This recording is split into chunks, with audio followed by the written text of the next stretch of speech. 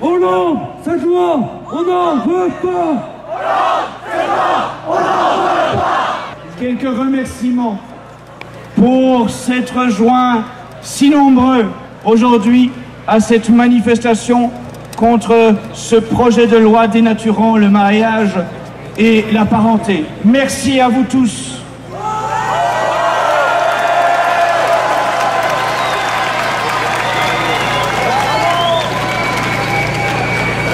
Merci bien sûr aux élus qui sont à nos côtés pour exiger le retrait de cette loi néfaste.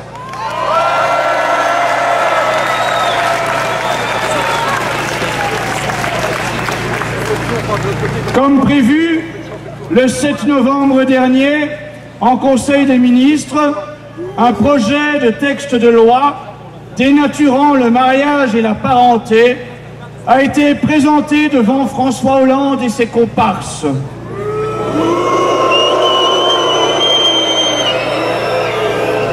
Ce projet de loi prévoit un bouleversement du Code civil qui défigurerait le concept de famille, socle de base de notre société.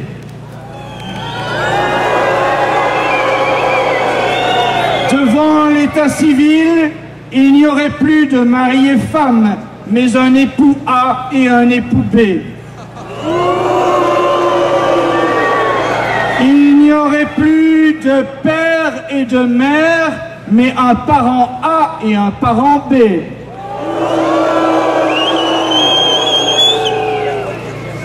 Pourtant, jusqu'à aujourd'hui, il était communément admis que le mariage repose sur deux règles. La première, qu'il s'agisse de l'union de deux personnes. La seconde, que ces deux personnes soient un homme et une femme. Si le législateur touche aux lois immuables du mariage pour changer la seconde de ces règles, qu'est-ce qui empêchera de remettre en cause la première ainsi que toutes les annexes? C'est bien François Hollande qui, le 7 novembre, lors de la présentation du texte du projet de loi, avait déclaré qu'il ne s'agit là que d'une étape.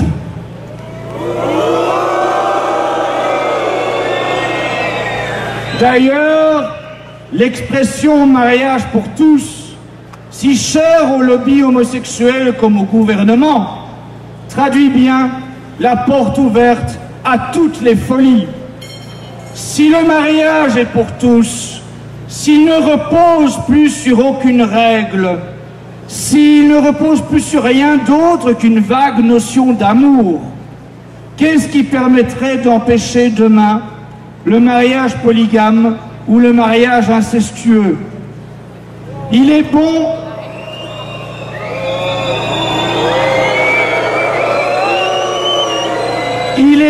de rappeler cette déclaration prononcée à la télévision le 17 janvier de cette année par Jacques Attali, célèbre conseiller du monde politique.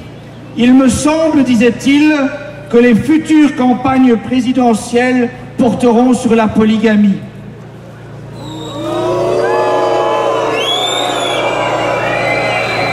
Il y a quelques jours à peine, en Australie, c'est une grand-mère et son petit-fils qui envisagent de se marier ensemble et de trouver une mère porteuse.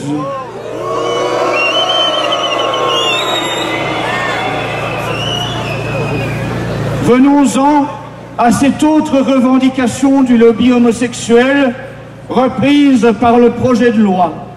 Le droit à l'enfant, comme s'il s'agissait d'une simple marchandise que l'on peut s'offrir pour satisfaire un caprice.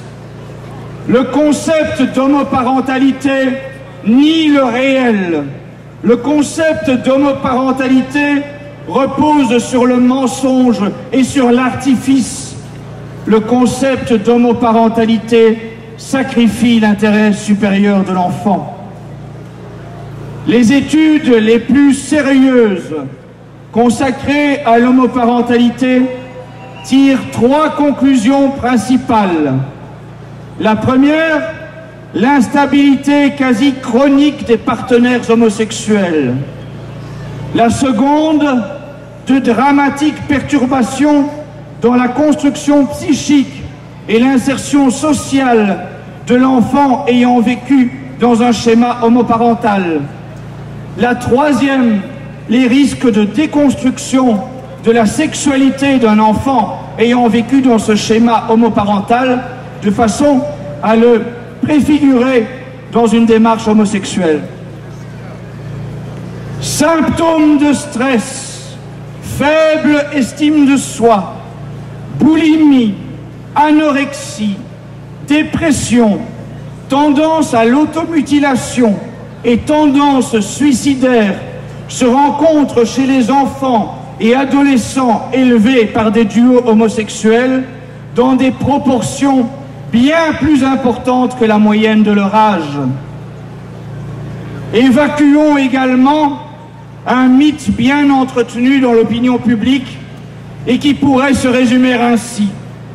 Même si l'homoparentalité n'est pas une situation idéale, ce serait, nous dit-on, toujours mieux que de laisser un enfant dans un orphelinat.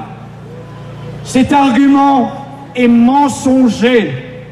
Il y a d'ores et déjà, chaque année, bien plus de couples désireux d'adopter un enfant que d'enfants adoptables en France.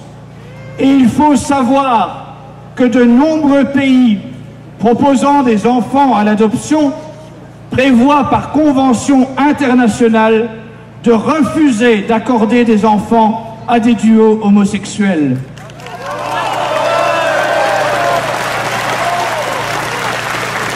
Saluons d'ailleurs la démarche récente du président Poutine qui a déclaré que si la France devait approuver une telle loi, il n'y aurait plus d'enfants russes à adopter en France.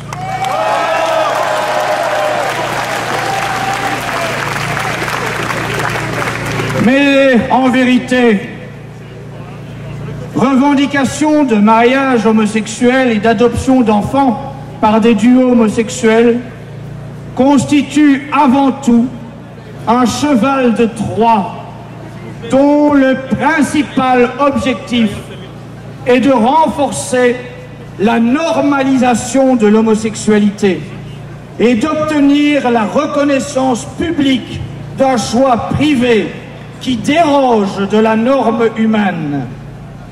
Madame Taubira,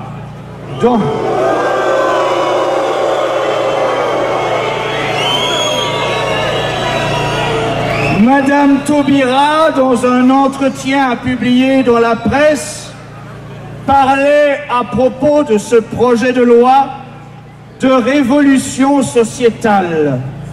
Révolution est bien le mot qui convient.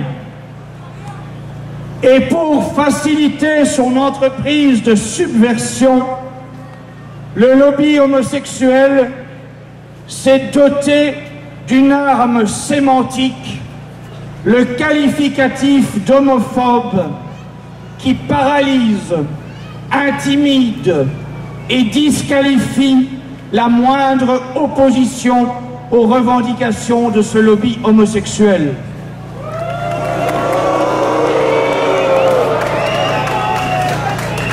Il est d'ailleurs regrettable de constater que cette tactique du lobby homosexuel a déjà contaminé une partie des opposants à ce projet de loi.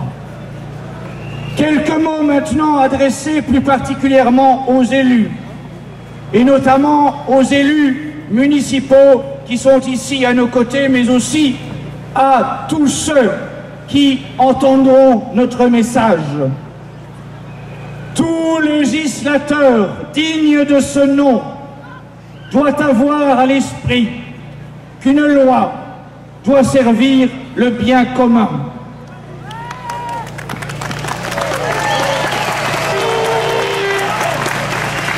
Lorsqu'une loi va clairement à l'encontre du bien commun, elle est injuste. Et il est alors nécessaire et même indispensable de lui désobéir.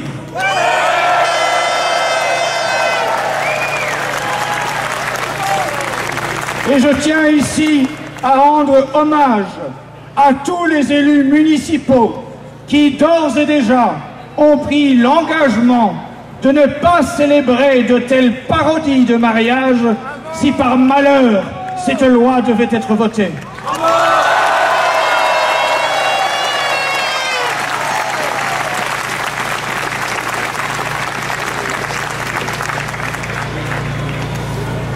Quelques mots enfin qui touchent à la foi.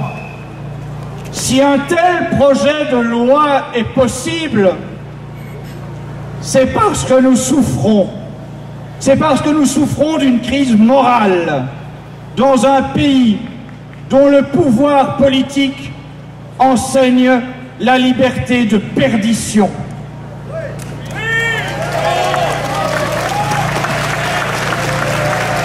Et cette immoralité croissante s'accompagne d'un fanatisme d'irréligion, d'une haine contre la religion, et plus particulièrement contre le christianisme, comme en témoignent les propos tenus ces jours-ci à la télévision par Pierre Berger, patron de la société Yves Saint Laurent et grand mécène du lobby homosexuel.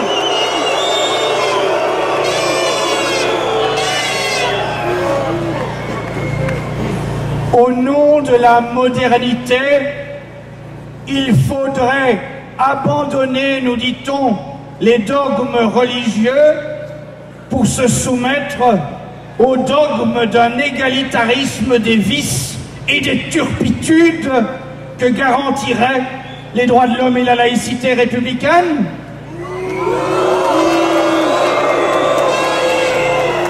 Au contraire, nous proclamons ici qu'il faut inébranlablement affirmer les vérités qui seules sauveront et nos âmes et le monde.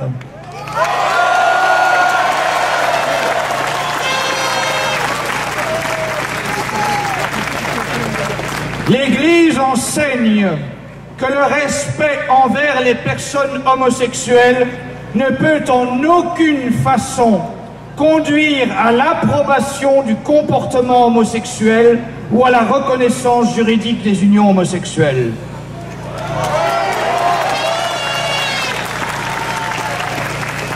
Aucun arrangement, aucun compromis n'est admissible en la matière. La révolution sexuelle se rit de chacune de nos compromissions, de chacune de nos concessions.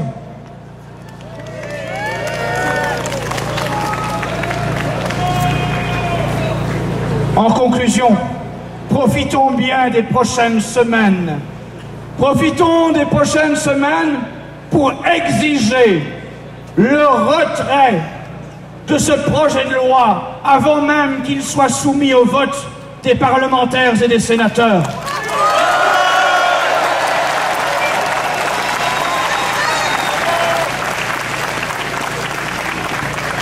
Profitons bien des prochaines semaines pour libérer les Français, les libérer du carcan intellectuel qui les opprime, les délivrer de la police de la pensée qui les guette.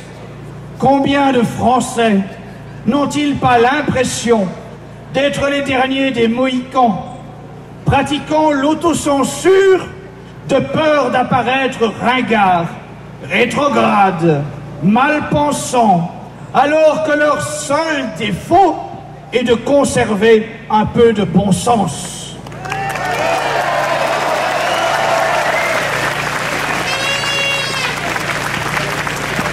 Réapproprions-nous l'espace public et ils seront nombreux, les Français, à oser exprimer à nouveau leur préférence pour le bon, pour le beau, pour le vrai. Loin des bobos et des pseudo-élites télégéniques,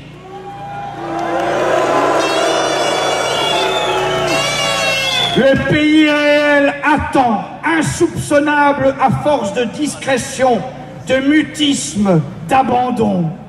Il est grand temps qu'une saine jeunesse s'empare de l'espace public, non pour y créer le désordre, mais au contraire pour y défendre le bien commun, avec un enthousiasme et une générosité qui transmettront un souffle d'espoir à tous ceux qui, isolés chez eux, ne l'attendaient plus, ne l'espéraient plus.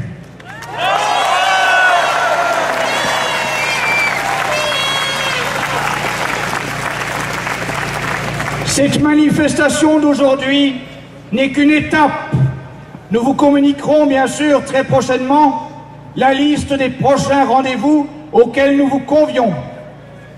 Mais avant tout, défenseurs de la famille, du mariage, de l'enfant, que la foi, que l'espérance et que la charité guident toujours vos pas.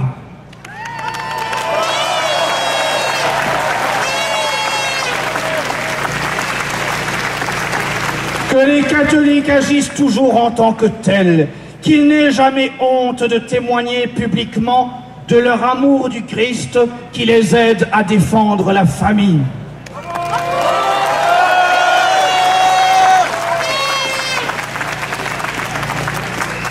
Alors oui, comme une clameur irrépressible, résonnera à nouveau partout en France ce cri de France Jeunesse Chrétienté. Chrétienté, France, jeunesse, chrétienté, France, jeunesse, chrétienté, France, jeunesse, chrétienté. Je vous invite à vous joindre à une prière parce qu'il n'y aura pas de victoire sans la grâce. Je vous salue, Marie pleine de grâce, le Seigneur est avec vous. Vous êtes bénie entre toutes les femmes, et Jésus, enfant béni. Sainte Marie, Mère de Dieu, priez pour nous, pauvres pécheurs, maintenant et à l'heure de la mort. Amen, amen, alléluia. Christus vincit, Christus regnat, Christus, Christus imperat. Christus vincit, Christus regnat, Christus, Christus imperat. Christus vincit,